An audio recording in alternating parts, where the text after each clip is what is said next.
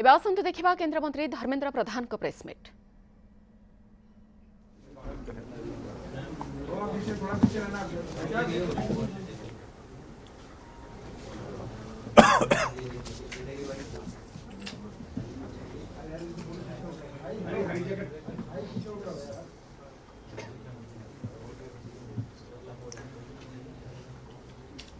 नमस्कार, आप सभी को बहुत बहुत धन्यवाद।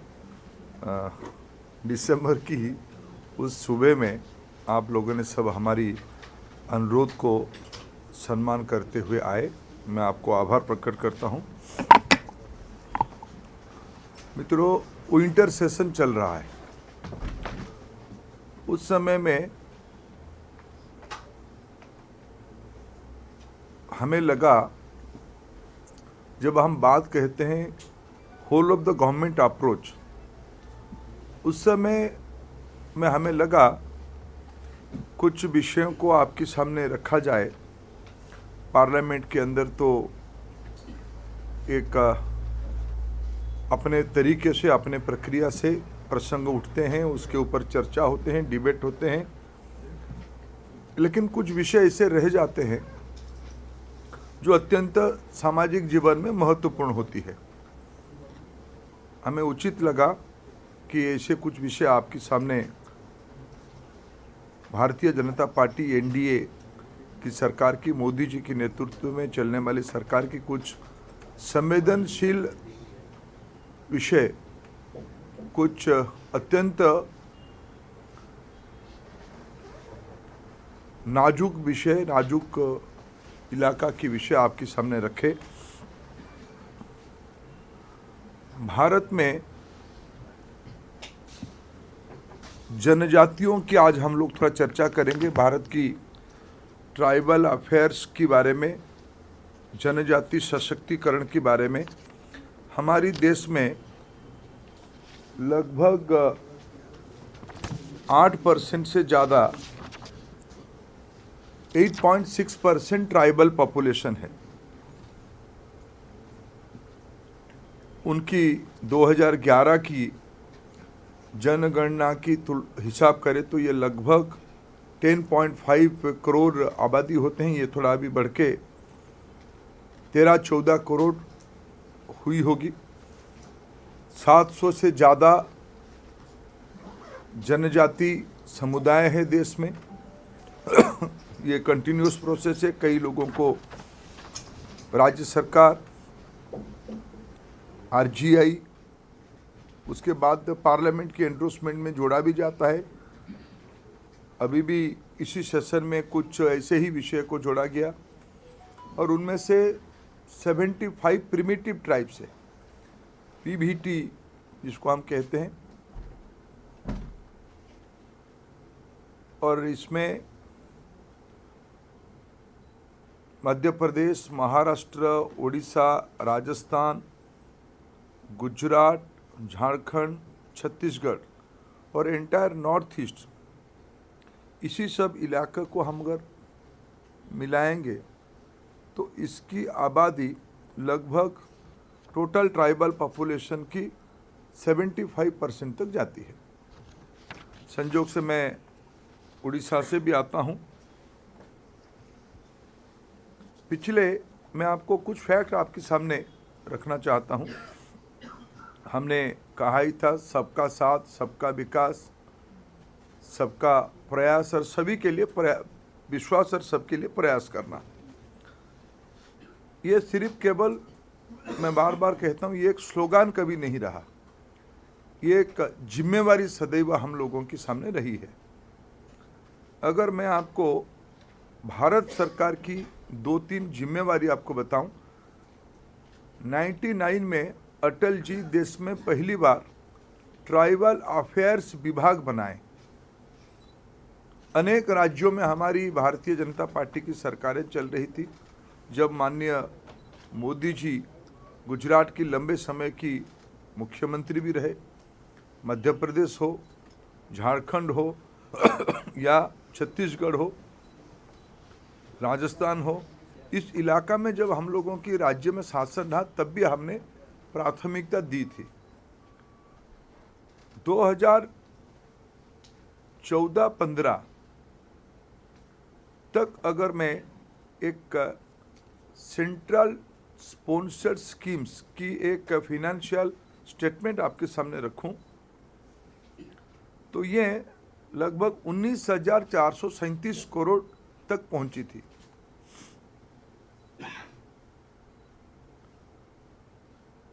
आज अगर 14-15 से 22-23 फाइनेंशियल ईयर में हम देखें, ये एलोकेशन 91,000 करोड़ तक पहुंची है। कहाँ 19,000 करोड़ था। अभी पिछले लगभग 9 सालों में 91,000 करोड़ तक एक फाइनेंशियल एलोकेशन की एक पहला स्टेटमेंट मैं आपके सामने रख रहा हूं। ये एक मूलभूत पैराडिम शिफ्ट है। इसलिए हमने सबका विकास जब कहा, विकास तब होती है जब जिम्मेवारी ली जाती है। इतना केवल नहीं, सेंट्रल स्कीम्स की मैं अगर एक उदाहरण आपके सामने दूं, आदिवासी समाज में, एसटी समाज में शिक्षा एक बहुत बड़ा टर्न अराउंड पॉइंट होती है। उसकी कई उदाहरण हैं। आज देश की परम आदरणीय राष्ट्रपति जी जो आज़ादी के 75 साल की अवसर पे हम सभी की, देश की एक उपलब्धि में मानता हूं, सुदूर ओडिशा के एक छोटे से गांव ऊपर बेड़ा गांव से आके द्रौपदी मुर्मू जी शिक्षा के कारण, भारत की प्रजातंत्र के कारण, भारत की महिला सशक्तिकरण की उदाहरण के नाते और मोदी जी की योजना के कारण आज देश की राष्ट्रपति पद तक पहुंची है। उसकी मूल में, जड़ में जाते हैं तो शिक्षा आती है। नवोदय विद्यालय, केंद्रीय विद्यालय की तरफे हमारी सरकार ने एकलव्य विद्यालय की कल्पना की। उसमें लगभग 29,000 करोड़ रुपया की स्पेंडिंग हो रही है। ये 91,000 के ऊपर।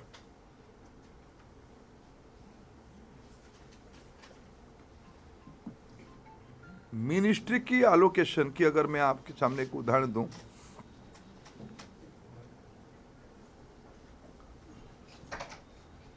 चौदह 15 में मैंने हम लोग जब जिम्मेवारी लिए तब ट्राइबल अफेयर्स मिनिस्ट्री की एलोकेशन होती थी, खर्चा होती थी 3,832 करोड़ रुपया। आज उसकी खर्चा पहुंची है 8,500 करोड़ रुपया।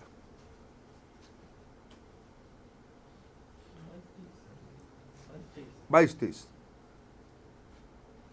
8,407 and nearing 500 करोड़ रुपये। कहाँ मैंने लगभग मोर देन 100% की ग्रोथ हुई है। इससे प्रमाणित करती है मोदी जी ने समाज की इस वंचित वर्गों के बारे में अत्यंत संवेदनशील तरीके से जिम्मेवारी लिया है। उनकी एम्पावरमेंट उनको कराने के लिए फाइनेंशियल एलोकेशन बढ़ाया है। शिक्षा, रोजगार, स्वरोजगार और सांस्कृतिक उत्थान और उनकी आइडेंटिटी को रिकॉग्नाइज करना। आज मेरे और कोई साथियों ने आपके सामने इस विषय में चर्चा करेंगे, लेकिन मैं अगर 2-3 विषय आपके सामने उल्लेख करूंगा। भारत में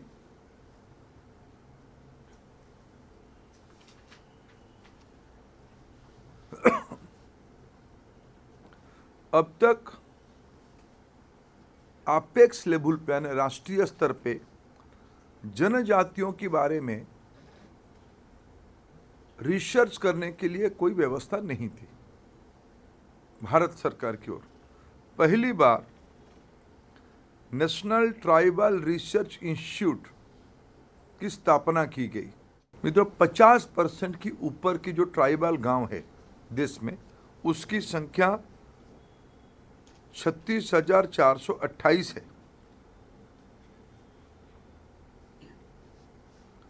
हर एक साल 7,500 गांव को प्रायोरिटी करते हुए 5 साल के अंदर सारे बुनियादी व्यवस्था की सैचुरेशन, प्रधानमंत्री मोदी जी की विकास योजना में एक प्रमुख रणनीति है सैचुरेशन। अभी तक दिल्ली में बैठे हुए सरकार, अनेक राज्य की राजधानियों की जो सरकार चल रही थी, वे स्कीम तो बनाते थे, अच्छे उद्देश्य से भी बनाते थे, लेकिन उसकी मॉनिटरिंग और पूरा लाभार्थियों को पहुंचा कि नहीं पहुंचा, उसकी बहुत कड़ी व्यवस्था नहीं थी। लेकिन हमारी सरकार के एक चरित्र में है, हम कोई भी स्कीम बनाते हैं टेक्नोलॉजी को यूज करके, स्ट्रिक्ट मॉनिटरिंग करके, एक जन आंदोलन की मोड़ पे उसको 100% पहुंचाते हैं, तो उसी में ही एम्पावरमेंट होती है। आज हमारी सरकार की प्रायोरिटी में 36,428 ट्राइबल डोमिनेटेड गांव की एक सैचुरेशन बेस्ड कैंपेनिंग मोड पे, जन आंदोलन की मोड पे इसको प्रायोरिटी में लाया गया है। देखिए, बहुत सारे art, culture, folk song, tribal products, उसकी औषधीय गुण ये कोरोना फिर प्रमाणित किया है भारत की वनस्पतियों की मेडिसिनल वैल्यू के बारे में, जिसकी बहुत बड़ा रिपोजिटरी की व्यवस्था सहज रूप में ट्राइबल गांव में है।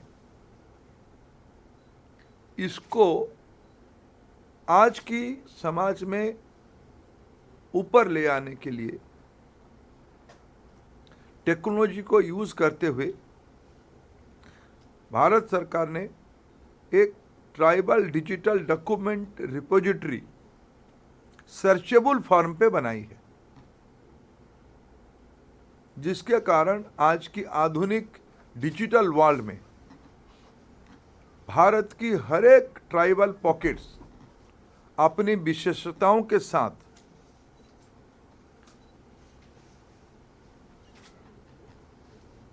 इसमें अपनी गुणवत्ता दिखा पाएगी। मित्रों, जब मैं कहता हूं कि एम्प्लॉयमेंट, सेल्फ एम्प्लॉयमेंट